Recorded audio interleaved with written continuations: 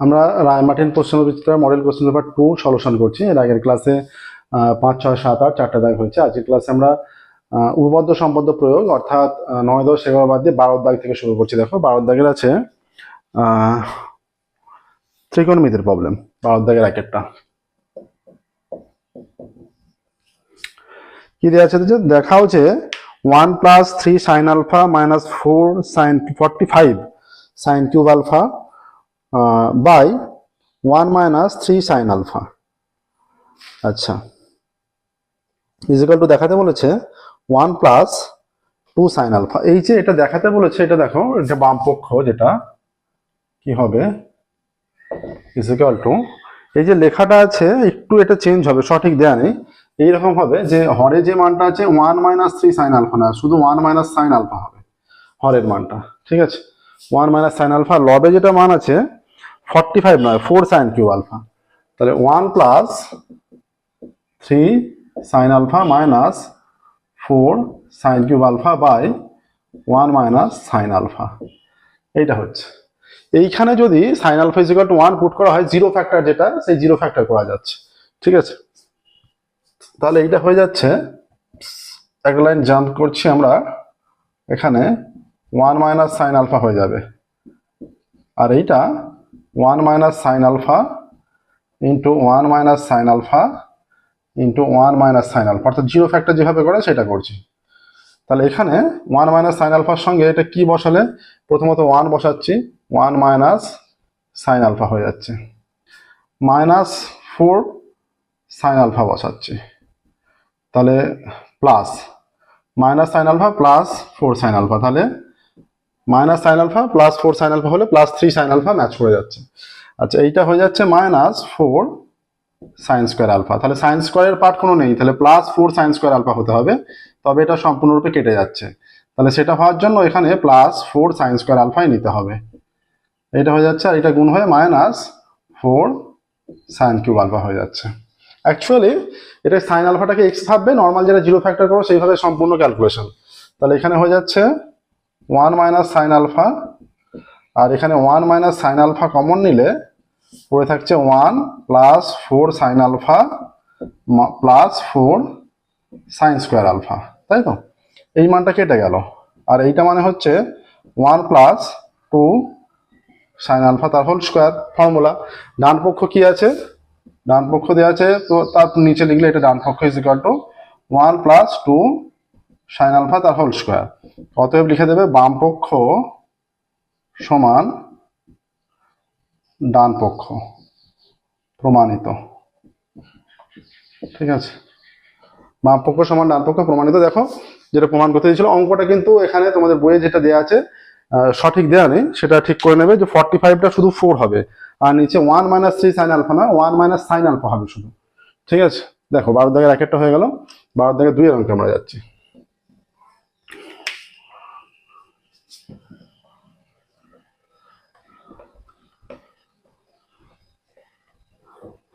আচ্ছা, আমাদের প্রত্যেকটা ক্লাসের ম্যাথামেটিক্সের কোচিং দেওয়ার সুব্যবস্থা আছে। তোমাদের মধ্যে যারা ম্যাথামেটিক্সের কোচিং নিতে চাও, ডেসক্রিপশন বক্সে ফোন নাম্বার দেওয়া আছে, সেই ফোন নাম্বারে অবশ্যই যোগাযোগ করবে।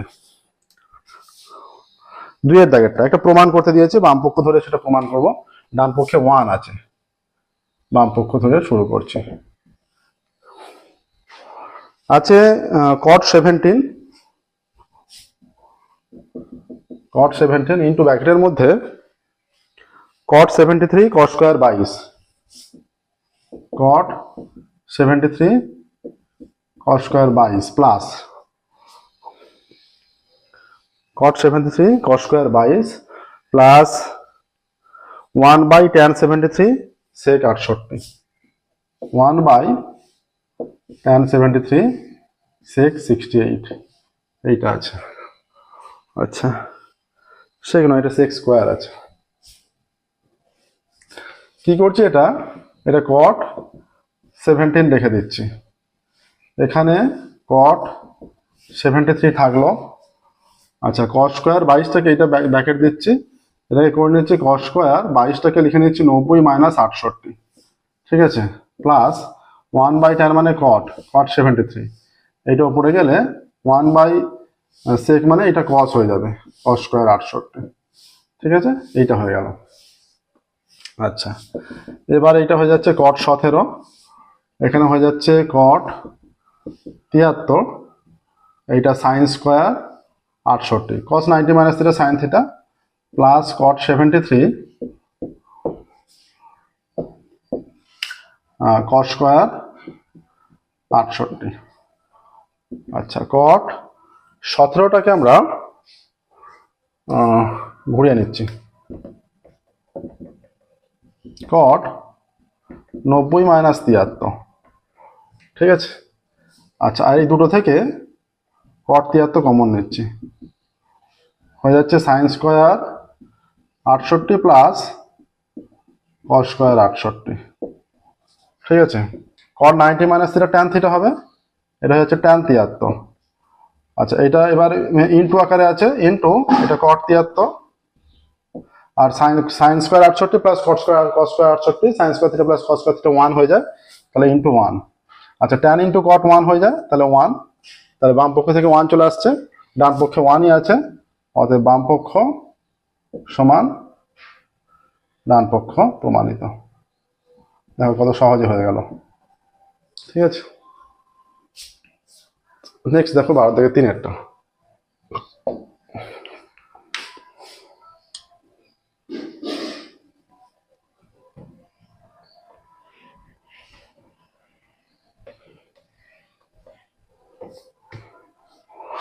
মান নির্ণয় করতে দিয়েছে, sec 17 cosec 73।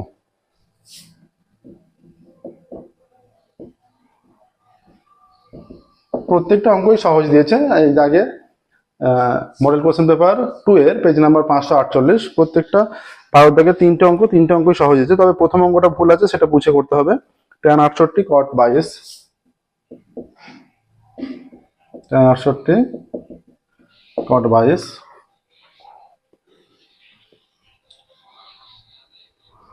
cos square 44 plus cos square 44 plus cos square 46। আচ্ছা, এটা sec 17 আছে, কোসেকটাকে 73টাকে 90 মাইনাস 17 আমরা লিখতে পারি, প্লাস tan 68 আছে, এই cot 68টাকে আমরা 90 মাইনাস 22 লিখে দিচ্ছি, plus cos square 44 plus cos square 46কে 90 মাইনাস 44 করে দিচ্ছি, ঠিক আছে। 90 থেকে 44 বিয়োগ করলে 46 চলে আসছে।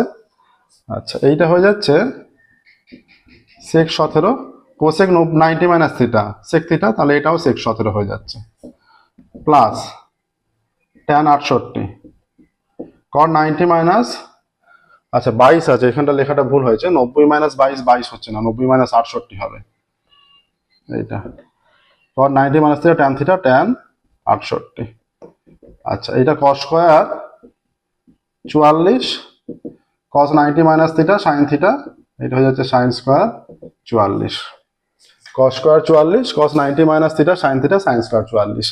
এইটা ওপর নিচ কেটে গেল, ওপর নিচ কেটে গিয়ে সম্পূর্ণ কেটে গিয়ে 1, এইটা ওপর নিচ সম্পূর্ণ কেটে গিয়ে 1, আর cos square theta sin square theta 1, তাহলে 1 প্লাস 1 প্লাস 1 3, তাহলে 3 আসছে এর মান। তাহলে নির্ণয় মান যেটা চলে আসছে 3, ঠিক আছে। নেক্সট দেখো 12 দাগে হয়ে গেল, 3টেই 13 দাগে চলে যাচ্ছে।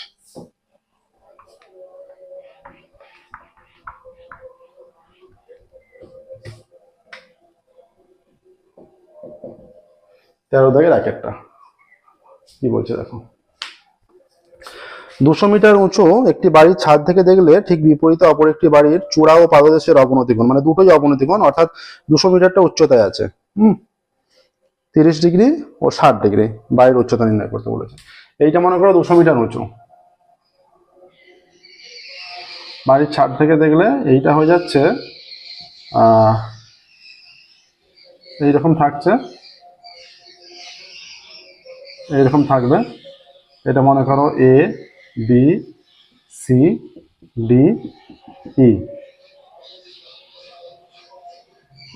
এইটা, তাহলে এই জায়গাটা এইটা 30 এবং এইটাও 30, এইটা সম্পূর্ণটা এইটা 60 এবং এইটাও 60, ঠিক আছে।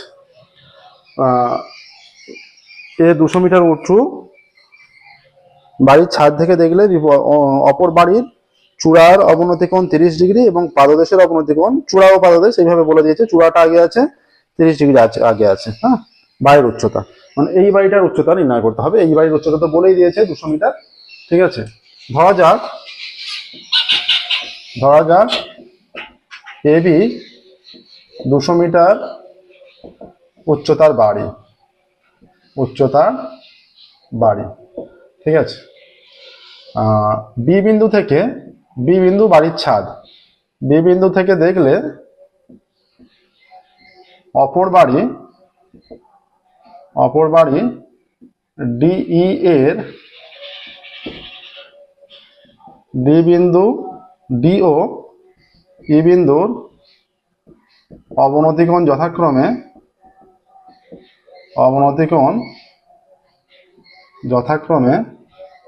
30 ডিগ্রি ও 60 ডিগ্রি।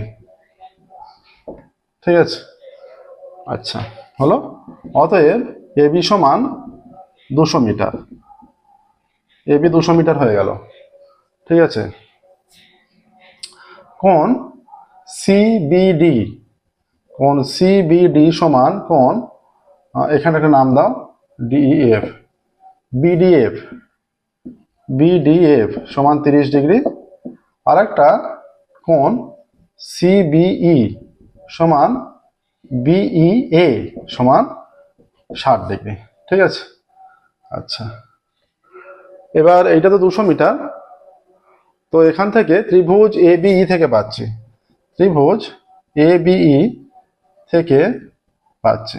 এই ত্রিভুজটা এবিই, এর লম্বটা জানি, ভূমিটা পেয়ে যাব, ইএ পেয়ে যাব, পাই tan 60 ইজ ইকুয়াল টু লম্ব বাই ভূমি মানে এবি বাই এই, tan 60 মান √3, এবি কত 200, এইটা অজানা, বা এই হয়ে যাচ্ছে 200 বাই √3, এইটা উপরে গেল, 200টা নেমে গেল, তাহলে এই হয়ে যাচ্ছে 200 বাই √3।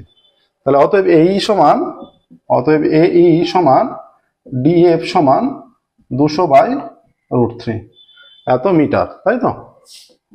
এটা কাটাকাটি করা যাবে না, এরকমই থাকবে।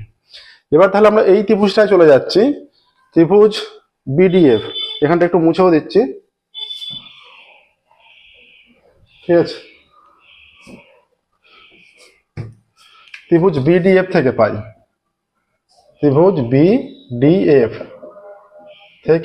পাই, কি পাচ্ছে, এখানেও tan 30 সমান লম্ব বাই ভূমি BF by DF, tan 30 1 by √3, বা বিএফ কত অজানা, ডিএফ হচ্ছে 200 বাই √3, মানে যেটাই ডিএফ সেটাই এই। এবার কোনাকুনি গুণ করে দাও,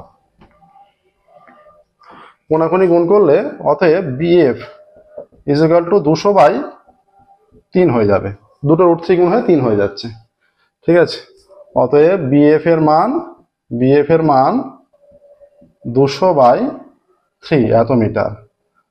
তাহলে ডিই সমান কত, D is equal to AB minus BF, এই সম্পূর্ণটা থেকে এইটা বিয়োগ করলে এএফ পড়ে থাকে, এএফটাই আর ডিটাই একই। ঠিক আছে, এখানে লেখো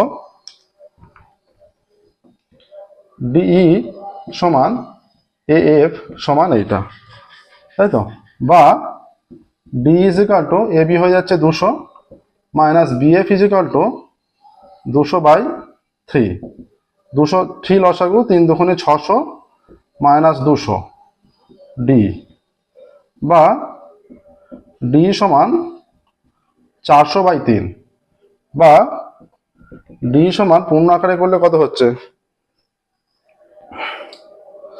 3 একে 3, 3 3 9, 3 3 9, 1 3, তাহলে এইটা আসছে। তাহলে অপর বাড়ি যেটা দৈর্ঘ্য, বা অপর বাড়ির কি চেয়েছে, অপর বাড়ির উচ্চতা, তাই তো, চেয়েছে বাড়ির উচ্চতা, মানে এই উচ্চতা, অতএব বাড়ির উচ্চতা 133 পূর্ণ 1 3 মিটার। ঠিক আছে, দেখো হলো 13 দাগের 1 হলো, দেখে নাও। 4 থেকে 2 একটাই যাব।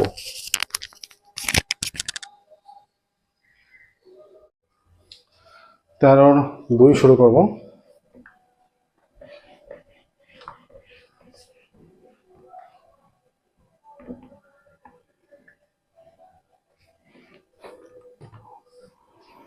তেরোর 2 বলেছে সমুদ্রপৃষ্ঠ থেকে 100 মিটার উঁচুতে অবস্থিত একটি বেলুন থেকে দুটি জাহাজের অবনতি কোণ 45 ডিগ্রি ও 60 ডিগ্রি দেখা গেল। জাহাজ দুটি একটি বেলুনের পূর্ব দিকে অপরটি পশ্চিম দিকে অবস্থিত, তাদের মধ্যে ব্যবধান কত? ঠিক আছে, দেখো সমুদ্রপৃষ্ঠ থেকে এটা মনে করো 100 মিটার উচ্চতা আছে, একটা 45 ডিগ্রি কোণে দেখা যাচ্ছে, এটাকে মনে করো, আর একটাকে 60 ডিগ্রি কোণে দেখা যাচ্ছে, এটা 60 ডিগ্রি এইরকম হচ্ছে, এটা মনে করো ইএফ। অবনতি কোণে দেখা যাবে যেহেতু এটা এ বি সি ডি। ঠিক আছে, আচ্ছা ধরা যাক সমুদ্র থেকে 100 মিটার উচ্চতায় এ বিন্দুতে বেলুনটি আছে, 2 একটা। ধরা যাক সমুদ্রপৃষ্ঠ থেকে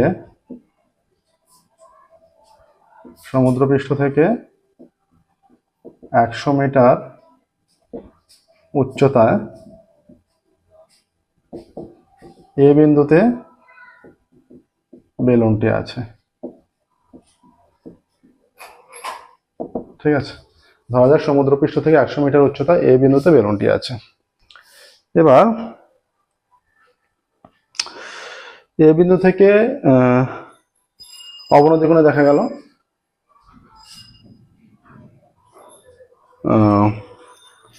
দুটি জাহাজের অবনতি কোণ। এ বিন্দু থেকে ডি বিন্দুতে জাহাজটিকে 45 ডিগ্রি অবনতি কোণে এবং বি বিন্দুর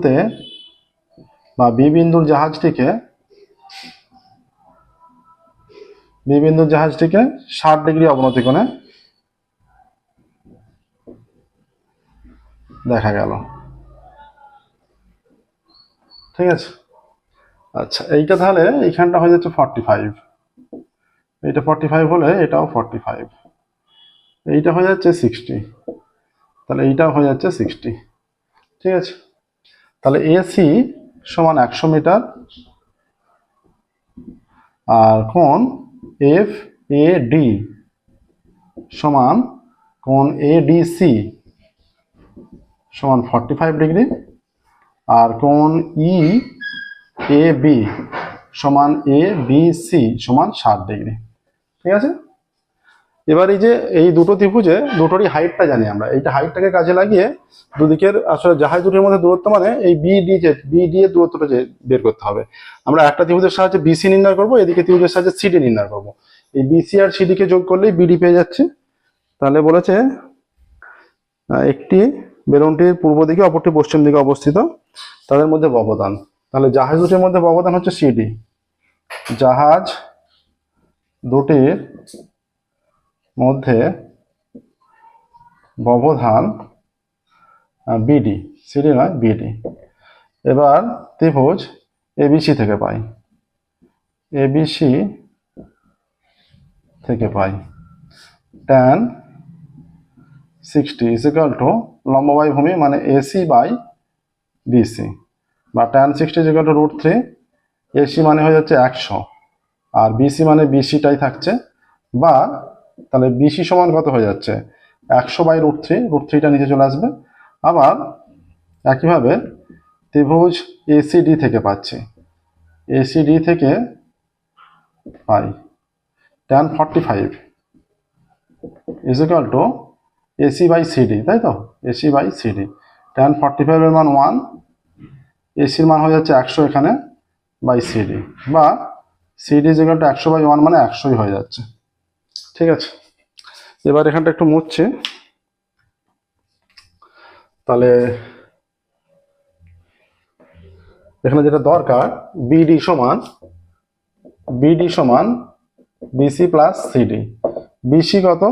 বিসি হয়ে যাচ্ছে এই যে 100 বাই √3, আর সিডি হয়ে যাচ্ছে 100। অতএব জাহাজ দুটির মধ্যে দূরত্ব, জাহাজ দুটির মধ্যে দূরত্ব কত? 100 প্লাস 100/√3 এত মিটার। ঠিক আছে, দেখো এটাই হচ্ছে জাহাজ দুটির মধ্যে দূরত্ব। ঠিক আছে, 12 দাগ এবং 13 দাগ আজকে কমপ্লিট হলো। আজকের ক্লাস আমরা এখানেই স্টপ করব। দেখো আমাদের অনলাইনে কোচিং দেওয়ার সুব্যবস্থা আছে। তোমাদের মধ্যে যারা ম্যাথামেটিক্সে যে কোনো ক্লাসের অনলাইনে কোচিং নিতে চাও, আমাদের ডেসক্রিপশন বক্সে কন্ট্যাক্ট নাম্বার দেওয়া আছে, সেই কন্ট্যাক্ট নাম্বারে অবশ্যই যোগাযোগ করবে। তো আমাদের রায় মার্টিন প্রশ্নবিচিত্র সম্পূর্ণ সলিউশন করে দেওয়া হবে। মডেল কোশ্চেন পেপার 2 চলছে 548 পেজে। তো আজকের ক্লাস হলো, আর একটা ক্লাস হলে মডেল কোশ্চেন পেপার 2 সম্পূর্ণরূপে কমপ্লিট হয়ে যাবে। ঠিক আছে, আজকের মতো এখানে স্টপ করছি। Thank you everyone.